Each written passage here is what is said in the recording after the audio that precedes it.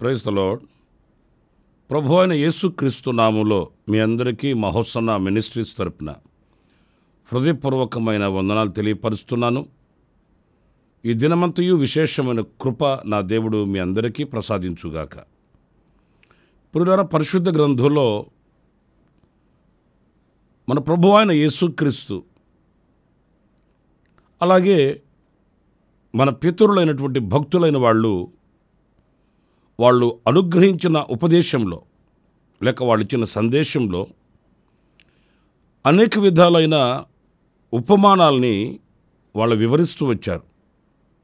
అంటే ఉపమానాలు అని అంటే కొన్నిటిని పోల్చుతూ వచ్చారు. కొన్ని పదార్థాలు కానివ్వండి, కొన్ని అనుభవాలు కానివ్వండి, వారు పోల్చి వాటి యొక్క స్వాభావికమైన గుణగణాల్ని మనము కలిగి ఉండాలి అన్నట్లు వివరిస్తూ వచ్చారు. ఒక్కొక్క దానిలో ఒక ఆధ్యాత్మికమైన విలువ మనకు కనబడుతుంది. పరిశుద్ధ గ్రంథంలో ఏ మాట కూడా వ్యర్థముగా రచించినవి కావు, అవి వ్యర్థమైన మాటలు కానే కావు. ఆ అనుభవాలలో మనం నేర్చుకోవలసిన పాఠం తప్పనిసరిగా ఉంటుంది. దానిని మనం గుర్తించి ఆ పాఠాన్ని మనం నేర్చుకొని మన ఉన్నత స్థితికి వెళ్ళవలసిన అవసరం ఎంతైనా కూడా ఉందండి. ప్రాముఖ్యంగా మొదటిగా మనం పరిశుద్ధ గ్రంథంలో గమనిస్తే ఉప్పును గూర్చి మనం చాలాసార్లు చదువుతూ ఉంటాము. ఆ పొందికని కాస్త మనం ఆలోచించాలి. ఎందుకు ఉప్పు విషయమై ఆయన మాట్లాడుతూ వచ్చాడు అనేది ఈ రోజున మనం ధ్యానిద్దాము. పరిశుద్ధ గ్రంథంలో మత్తయి సువార్త 5వ అధ్యాయం 13వ వాక్యంలో మనం గమనించినప్పుడు, మీరు లోకమునకు ఉప్పై ఉన్నారు. ఉప్పు నిసారమైతే అది దేని వలన సారము పొందును? అది బయట పారవేయబడి మనుషుల చేత త్రొక్కబడుటకే గాని మరి దేనికి నీ పనికిరాదు. చూడండి, ఇక్కడ మీరు లోకానికి ఉప్పై ఉన్నారు. ఒక విశ్వాసిని, ప్రభువుని ఎరిగిన బిడ్డని ఆయన ఉప్పుతో పోల్చి మాట్లాడుతున్నాడు. ఎందుకంటే ఉప్పు ఒక సారము కలిగినది. ఈ సారాన్ని ఇచ్చే ఉప్పు నిస్సారమైపోతే ఇక మరల దానిని దేని చేత మరల సారము కలిగినదిగా చేయాలి? అసలు సారము కలిగించేదే ఉప్పు. ఆ ఉప్పే నిస్సారం కాకూడదు. అంటే ఒక ఉన్నత స్థితిని ఇక్కడ క్రైస్తవ జీవితానికి ప్రభు ఆపాదిస్తున్నాడండి. ఉప్పు ఎలాగైతే సారాన్ని కలిగిస్తుందో మీరు లోకానికి అలాంటి వారై ఉండాలి. అంత ఉన్నతమైన ఆధిక్యత మీకు ఉన్నది. అంతటి ఉన్నత స్థితి నేను మీకు అనుగ్రహించి ఉన్నాను అన్నట్లు ఈ వాక్యంలో ప్రభు మనకు ఒక సందేశం.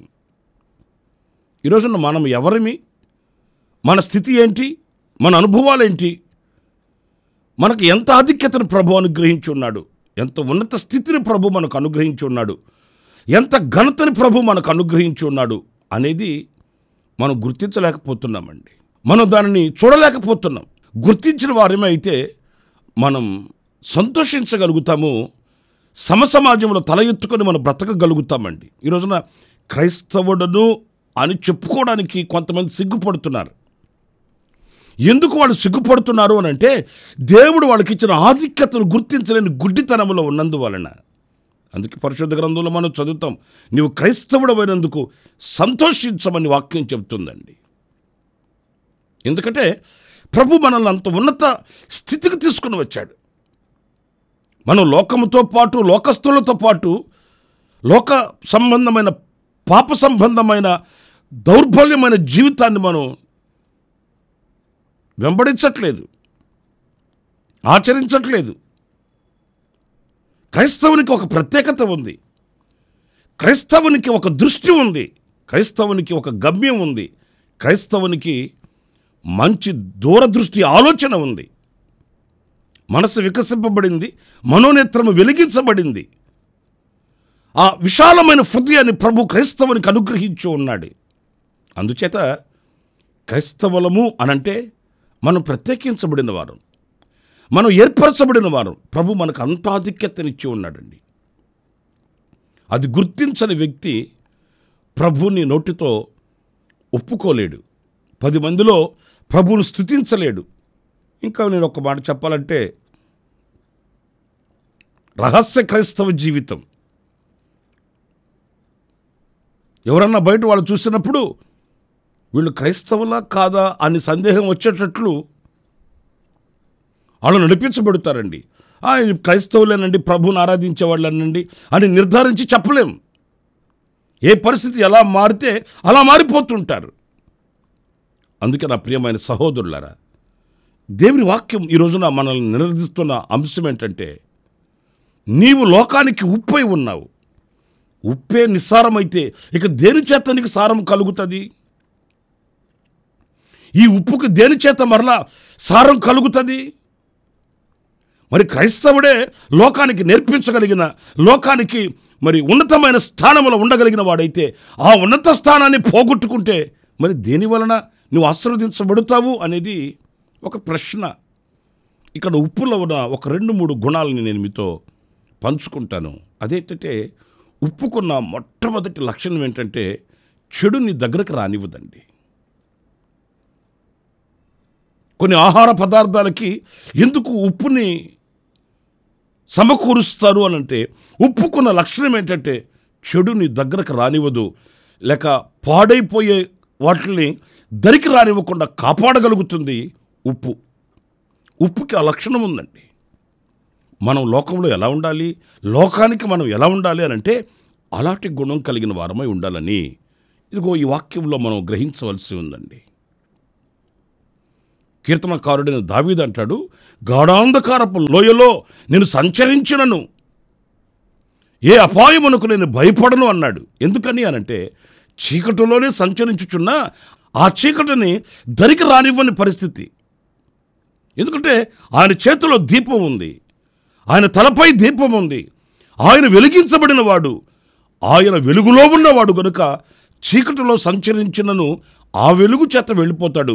ఆ వెలుగులో ఆయన నడిపించబడతాడే కానీ చీకటిలో గాఢాంధకారంలో ఉన్నప్పటికీ ఆ చీకటి దరికి రానివ్వడండి.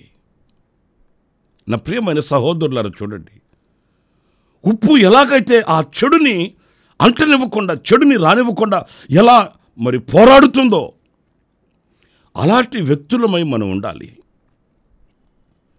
మనం ప్రభువుని నమ్ముకున్నంత మాత్రాన మనకు వేరే లోకమేమీ కాదండి. ఈ లోకంలోనే మనం బ్రతుకుతున్నాం, ఈ సమాజంలోనే మనం బ్రతుకుతున్నాం, ఈ మనుషుల మధ్యనే మనం సంచరిస్తున్నాం.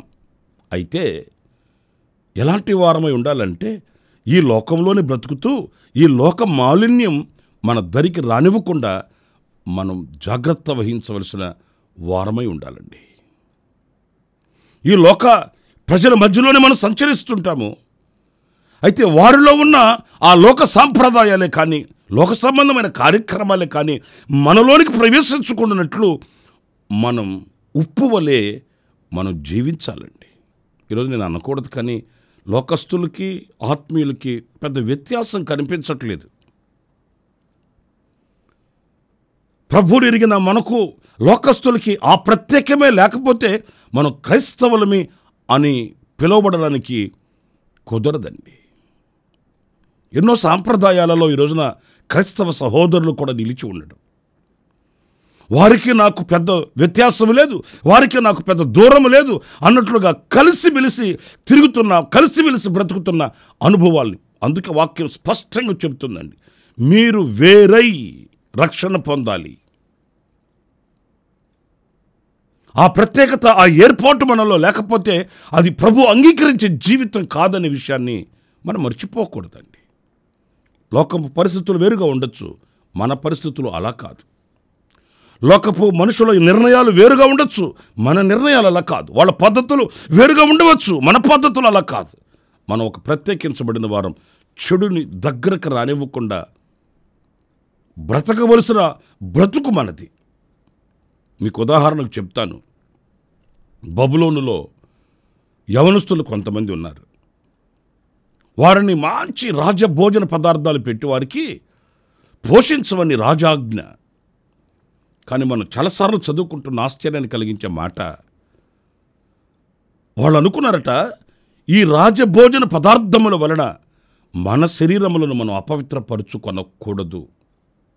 అరే బాబా, అది తింటే మంచి ఆరోగ్యం కలుగుతుంది, బలం కలుగుతుంది, శక్తి కలుగుతుంది, వీళ్ళంతా అలాగే భోంచేస్తున్నారు కదా, అలాగే భుజిస్తున్నారు కదా. అలాగంటే వాళ్ళొకటే నిర్ణయం, ఒకవేళ వాళ్ళు భుజించవచ్చేమో కానీ మనం భుజించకూడదు.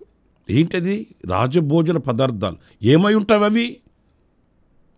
ఆ రాజభోజన పదార్థాలు ఏమై ఉంటాయి అనంటే మత్తెక్కించే పదార్థాలే కానివ్వండి, వాళ్ళ శరీరాల్ని సుఖపరిచే ఆహార పదార్థాలే కానివ్వండి, అవి ఏవి వారు దగ్గరికి రానివ్వలేదండి.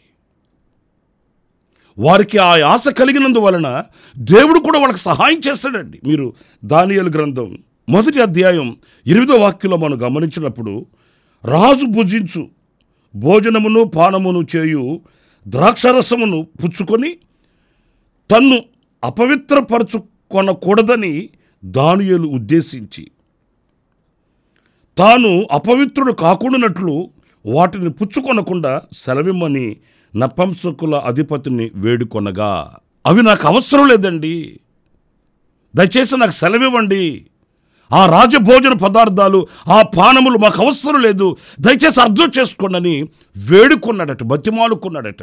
మీరు తర్వాత వాక్యాలు చదివితే దేవుడు ఆ యొక్క నపుంసకుల అధిపతికి దానియేలు, షడ్రక్, మెషక్, అబేద్నెగోల మీద దయ కలిగేటట్లు చేశాడట దేవుడు. అంటే వీరికి కలిగిన ఆశకి తగినట్లు దేవుడు కూడా సహాయం చేశాడండి.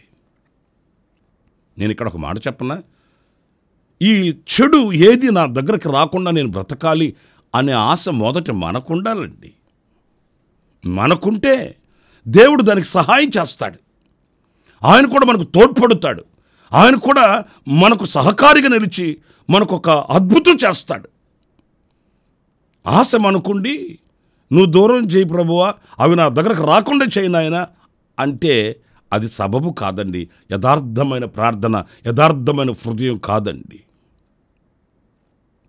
ఇప్పుడు నేను చేతిలో సిగరెట్ పట్టుకుంటాను, నువ్వు జీవం కలిగిన దేవుడు కదా, నా చేతిలో నుంచి తీసేయి అంటే ఎలా కుదురుతుంది?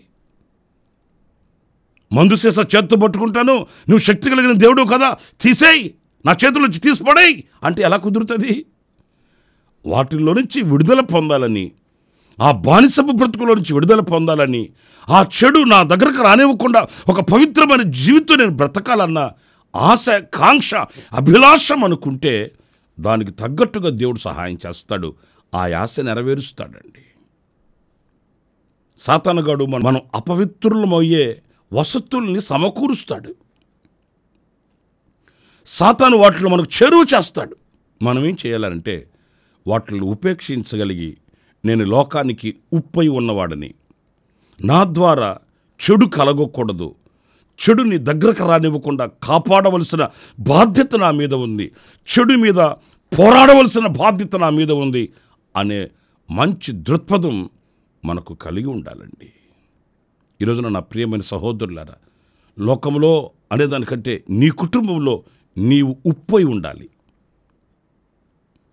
నీ కుటుంబానికి ఏ చేటు, ఏ కీడు, ఏ మస్టు లోనికి రాకుండా నీవు నీ కుటుంబానికి ఉప్పై ఉంటే నీ ద్వారా మేలు కలుగుతుంది, నీ ద్వారా ఆశీర్వాదం కలుగుతుంది, నీ ద్వారా దీవెన కలుగుతుంది.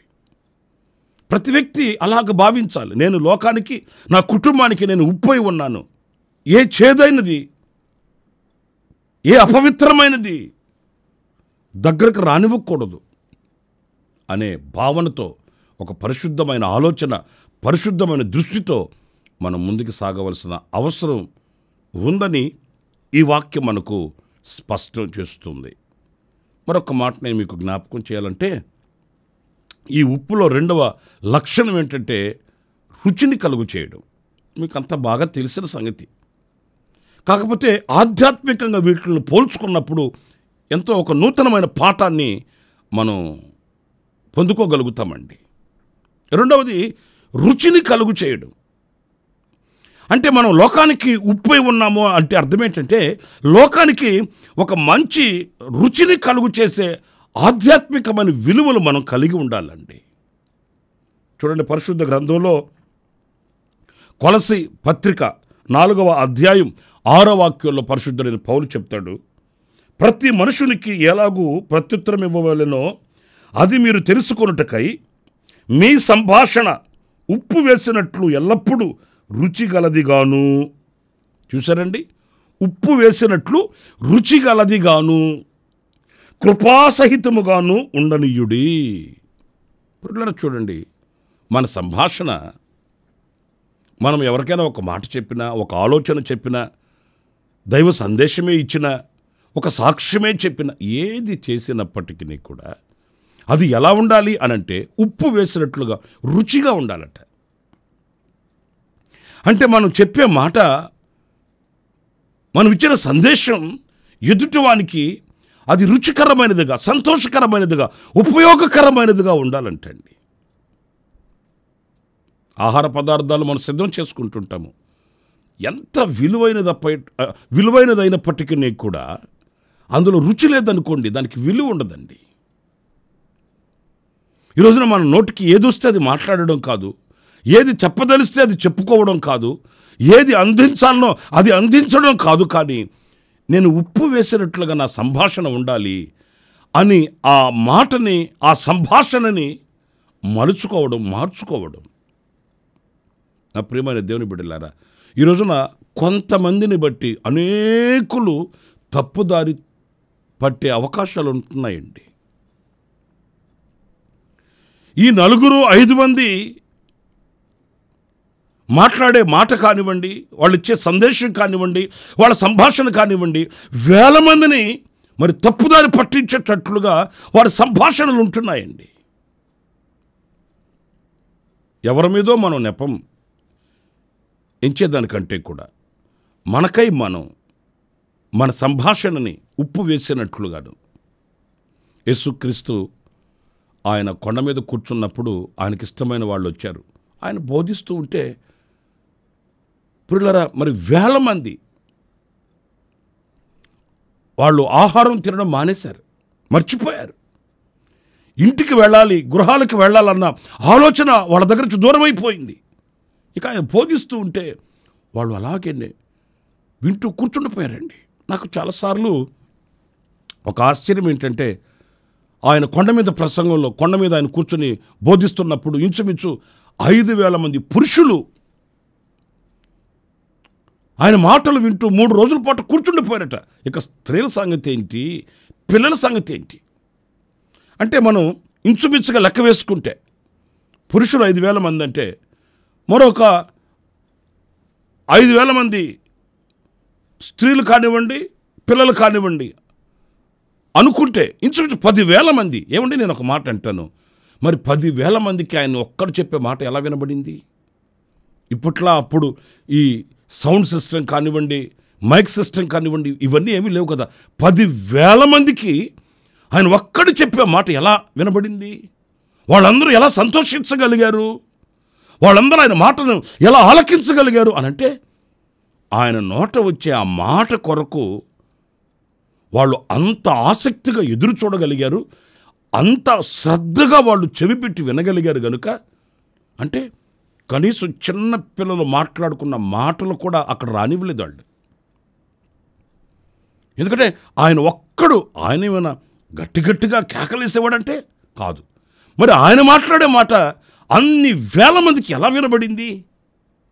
వాళ్ళు అంత శ్రద్ధగా చెవిపెట్టి ఆయన నోట వచ్చి ఆ మాటని అంత జాగ్రత్తగా విన్నారండి. ఎందుకు విన్నారంటే, ఆయన మాట ఉప్పు వేసినట్లు రుచికరమైన మాట, జీవితానికి తృప్తినిచ్చే మాట, జీవితానికి సంతోషాన్ని అనుగ్రహించే మాట.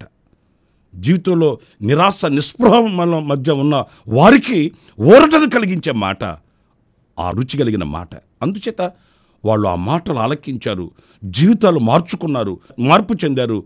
ఒక నూతనమైన జీవితపు అనుభవాలలో వాళ్ళు సాగి వెళ్ళారండి.